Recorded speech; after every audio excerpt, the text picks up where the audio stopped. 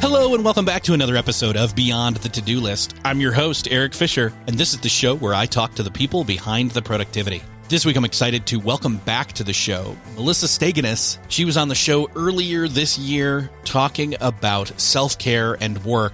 This time, she's talking about her brand new book, Everyday Mindfulness, 108 Simple Practices to Empower Yourself and Transform Your Life. And so, as you can guess, the topic of this conversation is mindfulness. In this conversation, we talk about what mindfulness is, what our personal definitions for that word are, and the benefits of being mindful, especially at this time of year. I wanted to have Melissa on to talk about mindfulness, especially right now as we wrap up this year that has been 2020. We're going to talk about 6 areas in our life where mindfulness is important: physical, emotional, rational, spiritual, occupational, and networking.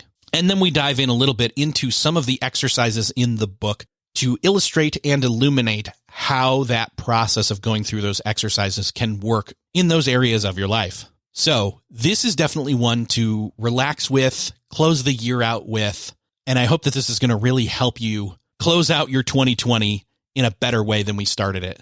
So enjoy this conversation with Melissa Steginus. Well, this week, it is my privilege to welcome back to the show Melissa Steginus. Melissa, welcome back. It is great to be here. Thank you so much for having me yet again. Yeah, well, I knew I had to have you back, and I was glad to hear you were going to have a new book out, which, I mean, you were on the show earlier this year, and then with a new book. And then when I knew what it was, I said, well, this is kind of sounding kind of perfect to round out the year / help people close out the year well. Everyday Mindfulness, 108 Simple Practices to Empower Yourself and Transform Your Life. And keyword here, mindfulness. And you and I were talking pre-recording, how our year has been and how our next year has been, or will be, I guess I should say, how we want 2021 to be. And for me, that key word is mindfulness. Not just what I've been wrestling with, struggling with, becoming, as I am meta, very much so, aware of my mindfulness or lack thereof in places. And so this is a great book hitting on exactly the right thing at the right time, not just for me, but for a lot of people listening in. I'm so glad to hear that. This book has been in the works for a number of years now, and it's very exciting, obviously, to be able now to hold it in my hands, to talk to you about it, to share with others, what I've learned over the years about mindfulness, what it means, what it really looks like in practice, because I feel like we're getting more and more acquainted with and comfortable with this term, but it's important to be able to unpack it for yourself. And I love that. I mean, you've mentioned, and as we were chatting just before we started recording, we kept using the word intention. And with everything that we've experienced this year, and really at any given point, there is that need for intention, for being aware of how you're spending your time and energy, like I say, your most precious resources, and how you want to spend your time and energy, where you want to invest those resources, and how you want to invest in yourself, in your relationships, and in your future. So I feel like it's just great timing, I think, for having a resource that I can share with people on how to integrate simple practices related to mindfulness, related to awareness and intention into your everyday life. And I'm so grateful to have the opportunity to do that and to chat with you about it. Thinking of the word mindfulness and what, I want to know what your definition of that word is or what that means to you, but I was trying to think of what mine is. And I kept thinking it's kind of like an amalgamation of the word awareness, intentionality. It's almost anti-autopilot, though that's not really a word. I think there's some autopilotness that is incorporated in mindfulness, but also not. And we can get into that because, again, I mean, mindfulness, it's like, no, you're paying attention to I guess that's another word, attention. So, but I don't have a solid definition, but I think you may have a more solid, kind of ethos or definition as to what you use.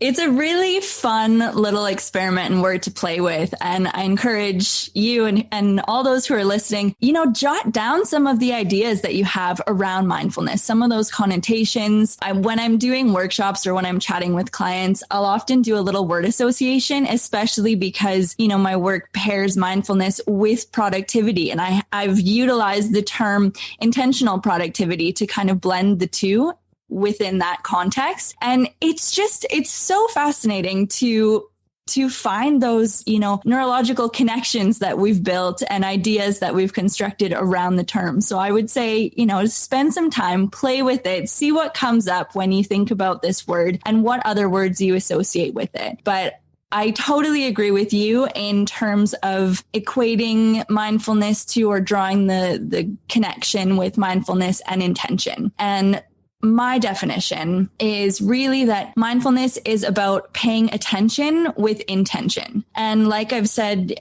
and written in the book, in the introduction, I think that really powerful things happen when you take a moment and fully observe your thoughts, your feelings, your behaviors, and your surroundings, right? Like you begin to pay attention not only to your thought patterns and your habits, but you sort of start to zoom out a little bit and actually see yourself and how you interact with your environment, with the world around you. And you kind of begin to get this recognition that, hey, I'm a human. Like there's a person in there in this body that I'm just carrying around while I do all these things and fulfill all my roles and responsibilities. And it's like this coming back to yourself, and recognizing that you're a person, you're alive, and you have this amazing capacity and potential to think and feel and exist in this infinite universe filled with, a world of possibilities. And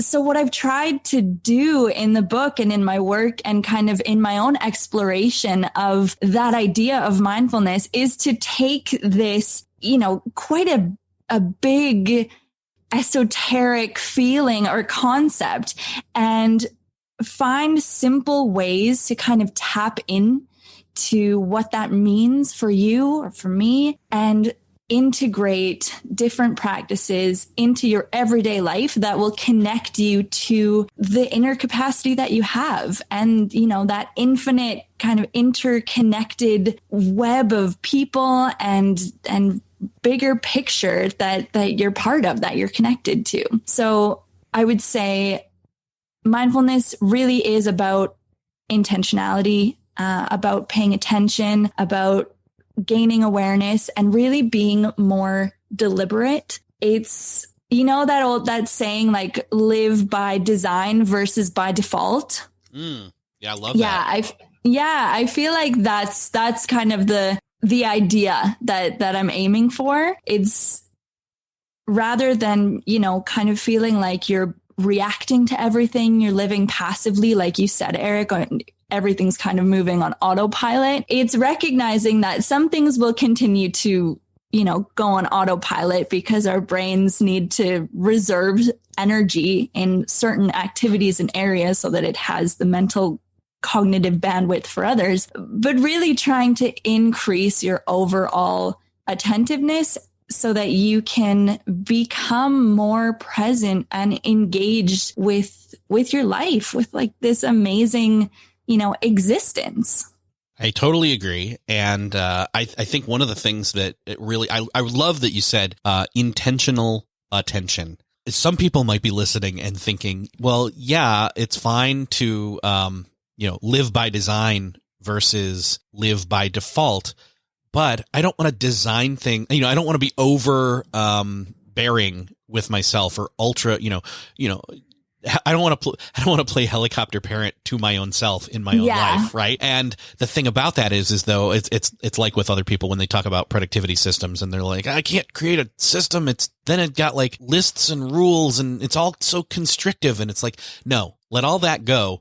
Only put in as much structure as you can, but realize that having any amount of structure helps you by having some kind of, structure or scaffolding there to pick up the slack so you don't have to do it all. Absolutely. Yeah, I think it's helpful. And as this is something I've really realized and been challenged by over the years, because I mean, I've spent a lot of time juggling a number of different things, as have and do most people. And I've done my fair share of traveling too, where the framework just goes right out the window. You know, when I was younger, I really prided myself on living according to this belief that freedom is like rebelling against routine and structure. And then I started working in, personal development and productivity. And I realized that freedom almost requires a framework, because the framework is what helps you recognize and stay, aligned with and attuned to and working on what's most effective. And so many times we get caught up with like streamlining all the little things and being that helicopter parent to ourselves on the minute details, that we forget that we actually need to step back for a second and look at the big picture of what we want, like what's, your mission and your objectives and your priorities, rather than just how can you, for instance, make more efficient certain tasks on your to-do list. And so it's almost like the framework is like the structure of your home, and then everything else is the furniture. And it doesn't really make sense to focus on reorganizing the furniture or bringing it in when you don't actually have like walls. You have to have those pillars in order to focus on the details and pay attention to the details, right? So I totally agree with you. I think one of the other things that then might bring it home more for people as they're listening is the fact that there are components to or areas of focus when it comes to mindfulness. And I know that you list those off and then delve deep into those in terms of the exercises and the activities that you have in the book. One of the things we didn't say was right up front is that the book isn't really a book per se, as much as it is in a lot of ways a workbook hidden inside of a book, which I think is really cool because it's giving you basically homework and then discovery questions and things like that to do. But they're couched, those activities are broken down into different sections. So I think let's name each of these sections and kind of say what each of those realms, covers. Sure. And so let me talk a little bit about the structure of the book of Everyday Mindfulness, and that will help also shed some light on its intended purpose. So first of all, I mean, the purpose of the book and the beauty of the book is to work with the things that you're already or likely already doing. So the idea is that you can keep doing the things that you're already doing, but with that little bit of added attention. So I'm not expecting you to open this book and, within 21 days, 3 weeks, develop a brand new habit of waking up at 5 a.m. every day and to go to the gym or whatever, your goals or resolutions are. But the idea is that you'll have 108 days to gradually train your brain to pay closer attention to the activities and practices that you're already doing and already familiar with. Everything from, taking deep breaths to self-reflection to setting intentional goals based on, those big picture priorities, things like that. So the book is obviously divided into 108 days, or consists of 108 days, which are divided then into 6 sections. And each of those sections represents an area of life or a facet of your person, and it actually spells out person. So it's a great mnemonic. So for the first 18 days, the first section is physical. So these exercises will really help you listen to your body so that you can reconnect with yourself. It's almost like, for those who are skeptical or feel like, I want to be more mindful, I want to be intentional, but I'm not entirely sure where to start. The physical section is a great place to start. Obviously, it's the first section of the book, but it will really, it will give you something kind of tangible to work with, like exercise. Number 1 is just taking a series of deep breaths so that you're connecting with, a resource and activity you're already doing, you already have, but just doing it with a little bit of that added attention. So again, section number 1 is physical, and then you're moving on to emotional. And the purpose here is to understand your feelings and really learn to trust them. And I think because so many of us have so many things to do that we often, push ourselves to the bottom of the list, repress our emotions, forget to check in with ourselves, or, almost fail to check in with ourselves because we feel overwhelmed. We feel stressed. There's so much going on. And sometimes it's easier to distract yourself with Netflix or social media or whatever it might be. But this second chapter is really a way to kind of come back to that emotional part of yourself in a way that's hopefully not too intimidating. And then chapter 3 is rational. So the purpose of this section of the book is really to observe your thought patterns so that you can gain mental clarity on how you think, on what you're worried about, on what you're working towards, things like that. And then section number 4 is named spiritual, but because I've designed the book to be more about self-awareness versus, spiritual exploration, it's not exclusive to any belief system. So the spiritual section is really about exploring your relationship with yourself and of what you believe to be true. Within that section, there's exercises about, creating a sacred space around you in your home, or finding and exploring questions that you have around your spirituality, giving you an opportunity to define that for yourself. And then the next section is occupation. So how to manage your time and energy in a way that helps you pursue your priorities and assess, how you're spending those resources and structure your day-to-day so that you can really spend more of your resources on the things that matter to you. And then finally, we have the network chapter, which is really about identifying and nourishing relationships that bring you joy and that deepen your sense of belonging. So again, all of those 6 sections spells out the word person, and it allows you to explore, to play with, each of the 18 exercises in each section, and you can pick what works for you and then come back to it at a later date or expand on it, and so on and so forth. And the beauty of each practice of each day, when you flip open the book, it's very simple. Each day is structured in the same way so that you have your title, relatively know what to expect when you open up your page. And then you have the purpose. So I think, when we're in high school, we're so used to, or maybe some of us, maybe the troublemakers, we're used to asking the question like, what is this for? Why do I need to know this? And now that we're grown up, maybe we don't ask that question as much, what for? So what? What's the purpose behind this? And I really wanted to encourage people to be a bit playful and ask that question, like, why do I need to, do this practice? And so you're opening up the page, you read the title, and you have the purpose right there, or at least, my interpretation of its potential benefits. And of course, there is that structure, there is that framework. And there is the encouragement, like my encouragement to the reader, to think of how this might benefit you. Like think of your own purpose and your own interpretation.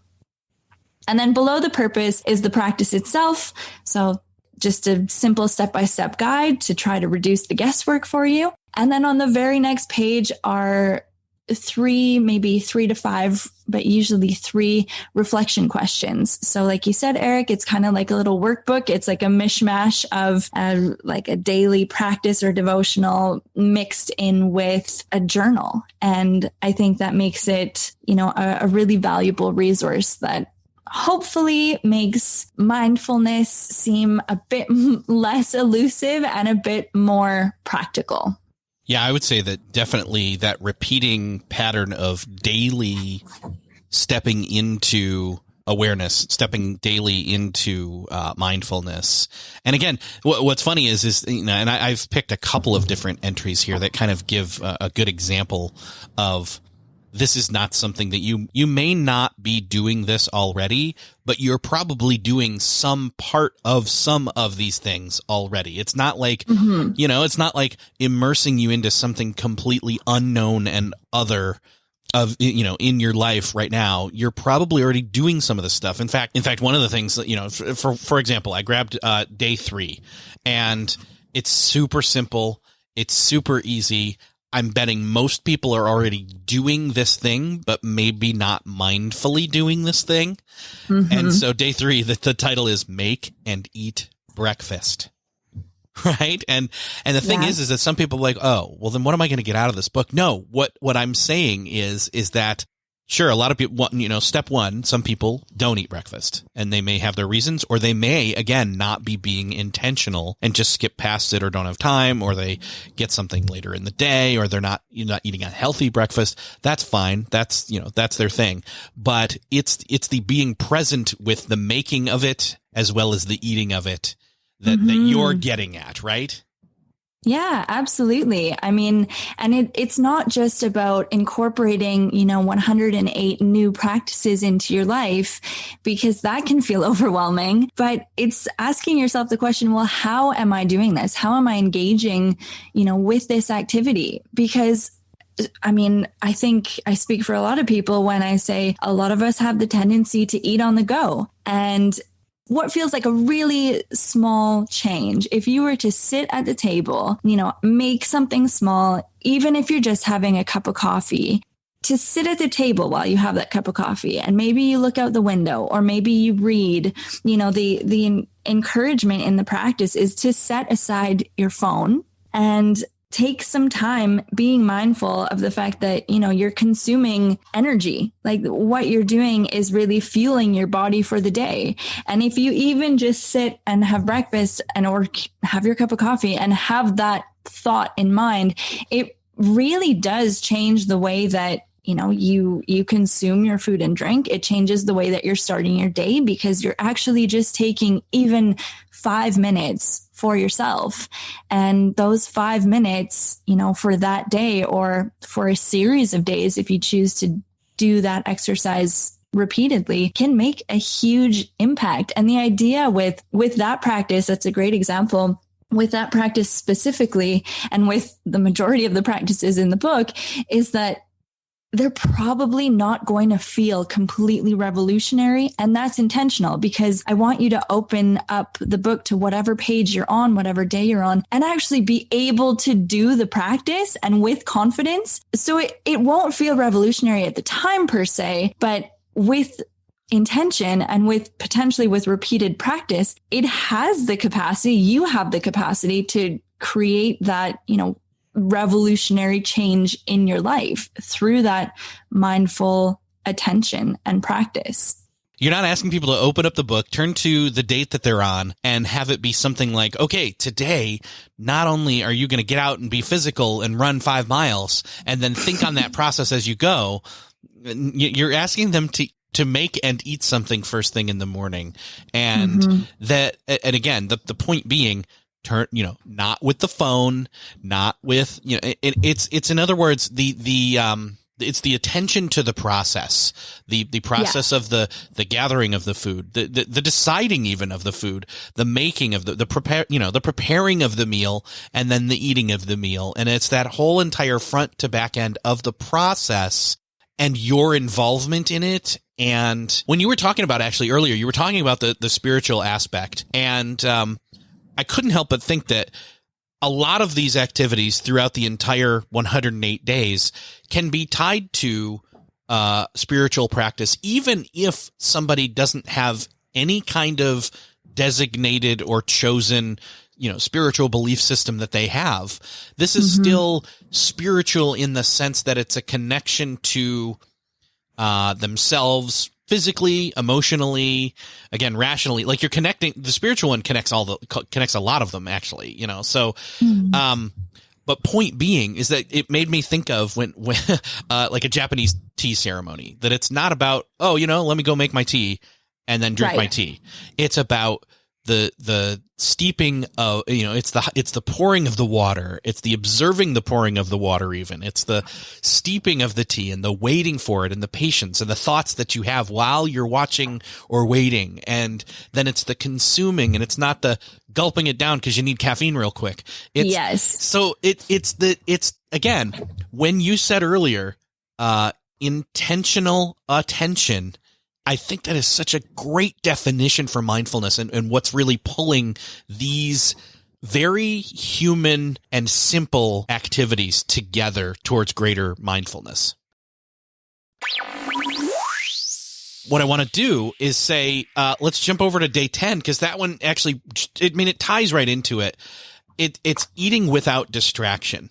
And this is something else that I think in our current, in our modern day, eating something and then, in other words, hey, let's get takeout food and then we'll go sit down and we'll watch a TV show at home on lunch hour kind of a thing. I'm guilty of that often, although today, not so much. Today, I was in the middle of a work thing and I decided, no, I'm going to go up. I went and I'm at home. So obviously it wasn't takeout, but I made some food and I sat at the table by myself and I just ate it. And I did that because I needed to not stare at something. As relaxing and as much as I love, to take a lunch hour and sit and watch something passive, etc., I intentionally sat at the table and just ate and just breathed and just, I wouldn't even try to think, but I still had thoughts and feelings that came up, but I just was, Yeah, absolutely. I think I keep saying I'll speak to my own experience. This stuff can be uncomfortable. I just want to give a little disclaimer that I and we potentially are not often used to just sitting and being, right? We're in a world that values fast paced doing, being productive with every second of your time. And we forget that, we work in rhythms. And I think I brought it up the last time I chatted with you, Erik, was this idea of, we know the 80-20 rule, right? But then there's a 90-20 kind of rule. And that's the relationship between work and rest, or activity and rest. And it's seen all throughout businesses. It's seen in, competitive Olympian athletes. It's this idea that we operate best and we require rest. And that is part of the book, obviously, is changing your pace in order to pay greater attention. And it's also important to recognize that it's something that feels really unfamiliar, or it can. I've read a fantastic quote and I should have grabbed it, but it essentially states that, something that is really intimidating and feels most uncomfortable to humans is the idea of just kind of sitting in a room with yourself and being with yourself. And yet it's such an essential practice, this idea of, silence, stillness, and solitude. And I've tried to incorporate those three things throughout the book in small doses, right? Because I've read my fair share of self-development and meditation or mindfulness books that demand on day one that you sit twice a day and meditate for 30 minutes. That's a massive call to action, right? That's a big ask. Even for a seasoned meditator to sit for an hour a day, I wanted to make things a little bit more accessible, I suppose, and just simpler to integrate into the everyday, yet still with those benefits and with that kind of that ability and that practice of connecting with yourself amidst this seemingly chaotic world of, information overload. And I do feel like rest is a big part of it, even if it's just a 5-minute moment, right? Make and eat breakfast. Give your mind that 5-minute rest from all this stimulus, and just find or carve out those small sections of time, pockets of time throughout your day to check in with yourself, to see how you're doing. Even if it feels uncomfortable, you can recognize, okay, I'm feeling uncomfortable with this. Maybe I don't do this very often. And that's an okay realization to come to, because it's a reality for a lot of people. You are not alone in that discomfort. So just remind yourself that you're allowed to feel whatever comes up. You're allowed to struggle with even 5 minutes of stillness or silence or solitude. That's okay. But it's important that even through that discomfort, you also recognize that you're putting in the effort, right? And even if it is uncomfortable, if you're committed to this process and you're interested in, doing a series of practices that will add intention and mindfulness to your life, that amidst the discomfort, you're going to show up again tomorrow. And whether that's the practice of making and eating breakfast, I mean, there's uncomfortable practices in there, detoxing from social media, or assessing and addressing the things that you're worried about, or big goals that you have, or forgiving someone. There's a lot in there that will strike a chord, and maybe not, always in a positive, in the sense of a positive feeling. Like some of it might be quite emotional, but again, just like give yourself a little bit of permission to slow down and to feel the things that come up, and just a little reminder not to put so much pressure on yourself. I think that's the key right there. And as you're describing those different things that are in the book, I couldn't help but think that, yeah, there are going to be a spectrum of reactions to these different days. Because they said, I just picked two so far that were from the physical area: breakfast, making and eating breakfast, and then day 10, eating without distraction. Now that's just food, and that's a physical thing we do, but there's other physical things. Right.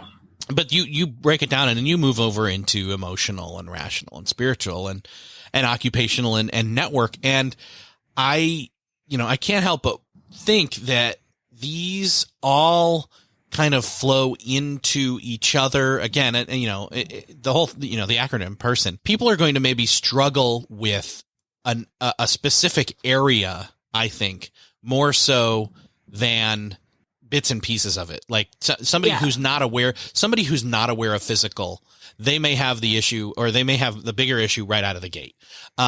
Some are going to stumble on the spiritual side of things a bit.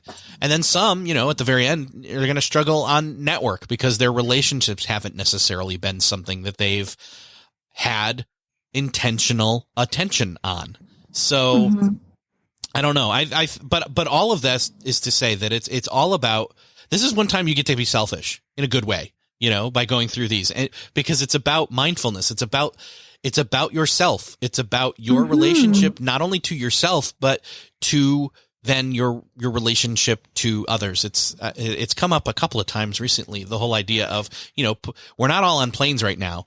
Right. But it's that, the air mask comes down and you put yours on first and then you assist others. And I think that's the thing, is that we've got people who really need to secure their own air mask with the practices in this book in order to then step up and assist others. So, yeah. Yeah. I mean, that idea, the idea of taking care of yourself, sort of the connotations around that, that self-care is, or self-investment is selfish and self-indulgent. I mean, come on, like, it's just not true at all. And I talk about this when I'm, oh gosh, all the time. I mean, whether I'm doing a workshop or with clients, or like just challenging these perceptions, like, it's just, can we get rid of that? Can we just, in the next year and in all, like the following years to come, can we just get over this idea that taking care of yourself is selfish? Because we live in this interconnected web that is humanity. Okay, I'll use me. Let's say I haven't resolved some past like anger towards this person. And so every time somebody does or says something that triggers that memory or that feeling, I'm going to lash out, or I'm just going to, close up, or whatever my response is because of that trigger. That is going to impact me. It's going to impact whoever has said or done something that's triggered that response.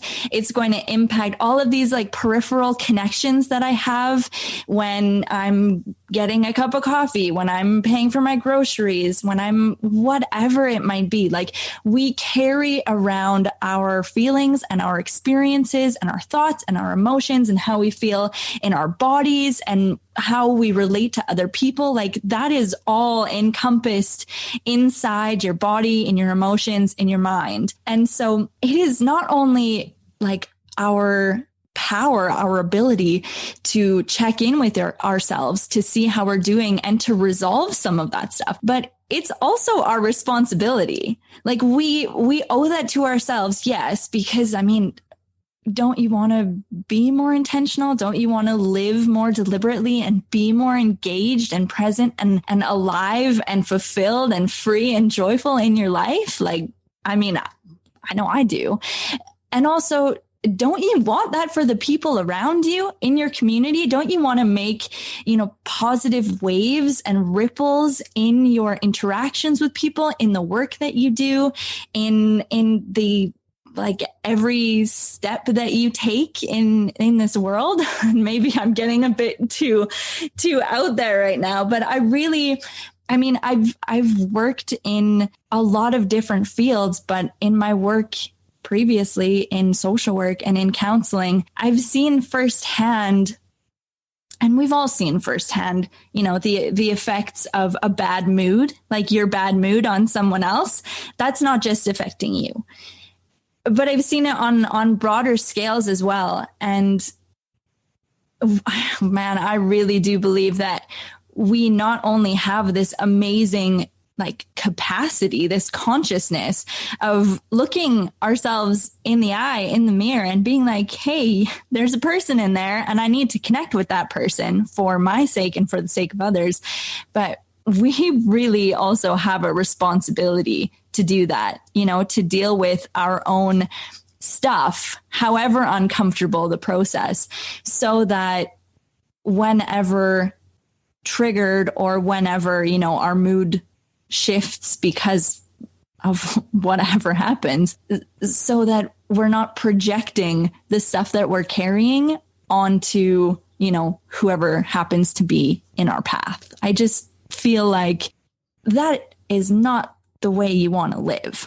No. And there is another option. And honestly, it just takes a little bit of practice of paying attention and that regular, consistent, like commitment to coming back to yourself.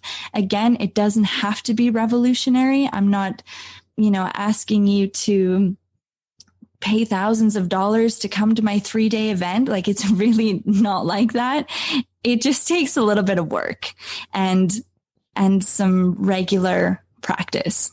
I think one of the things that it hit me as I was thinking about this was there are other things that we don't think of as selfish, like metaphorically, this is like changing the oil in your car. It's a maintenance thing, right? It's like, it's just maintenance for yourself. That's what self-care is. It's like, it's maintenance for yourself. Somebody wouldn't say, oh no, why are you wasting time changing that oil? Well, because one, it gets me where it makes it so that the car runs and I can do, I can get me places, but it also means I can get you places. Like if I need to help you move or if I need to take you to an appointment, those kinds of things. Totally. The metaphor stands. So I really think, yeah. So anyway, and there's probably other metaphors like that. And this, all we're saying is this is like, I don't want to carry this metaphor too far because it doesn't go. It doesn't. I could do that too. You could, but this is like you're already doing some of this stuff. This is just adding one extra little layer of perspective and or process or perspective on process as you do the thing that again you're probably already doing.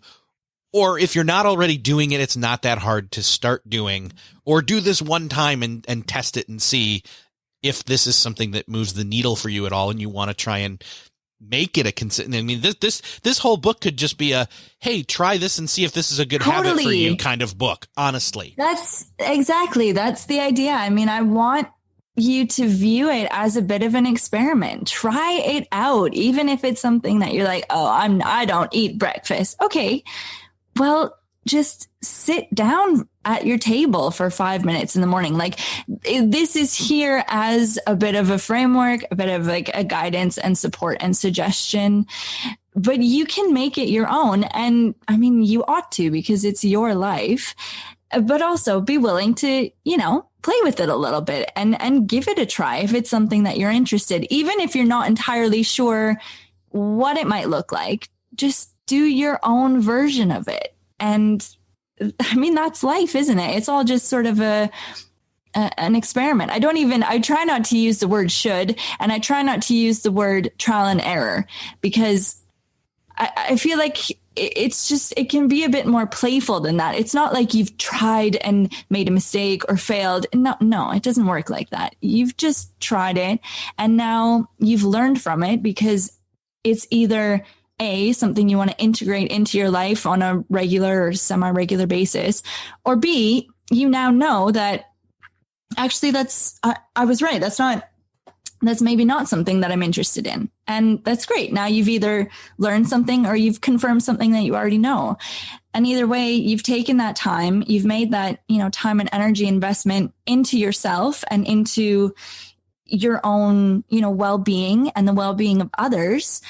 And now either way, you've taken away something from it. Yeah. Well, instead of the words trial and error, maybe it's just experiment and experience. I like that. You tried an experiment, and now you have the experience of that experiment. And now you can use that experience to make a new decision or try another experiment. I love that. And that's what life is, isn't it? Yes. So, yeah.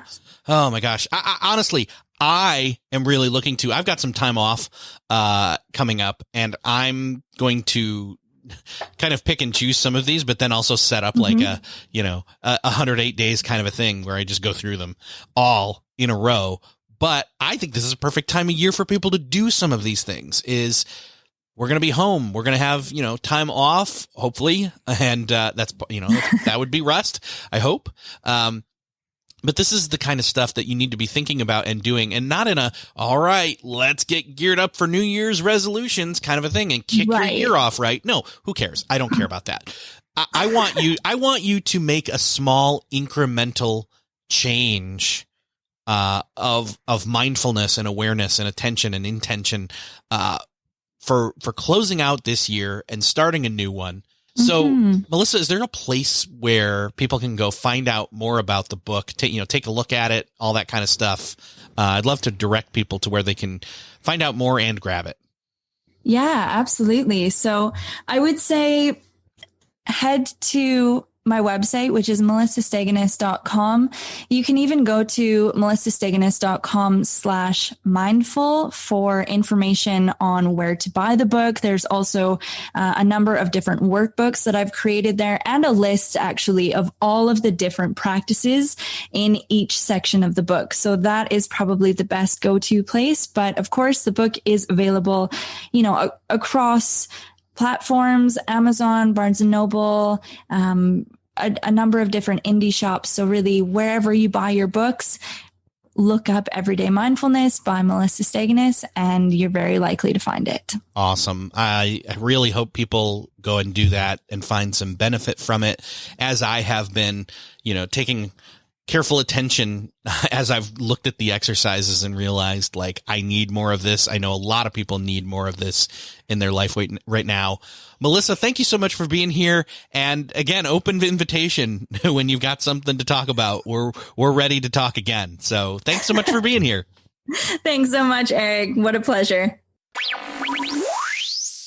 Well, that's another podcast crossed off your podcast listening to-do list. I hope that you enjoyed this conversation with Melissa Steginus. I know that I enjoyed focusing on mindfulness in this conversation. And again, I think this is the perfect time to start to hone in and practice these mindfulness practices, some of which you probably are already doing some component of. But that said, I know there's always more to learn and practice and do. And I just thought this is a great way to again, tie a bow on this year and then put it behind us and move forward into the future with lessons learned and practices gained and habits formed, especially the habit of mindfulness. So if you've enjoyed this conversation, would you do me the favor of sharing this episode with somebody you know needs to hear it right now? Hit that share button in whatever podcast player app of choice you're using. Thank you so much for sharing. Thanks for listening, and I will see you next episode.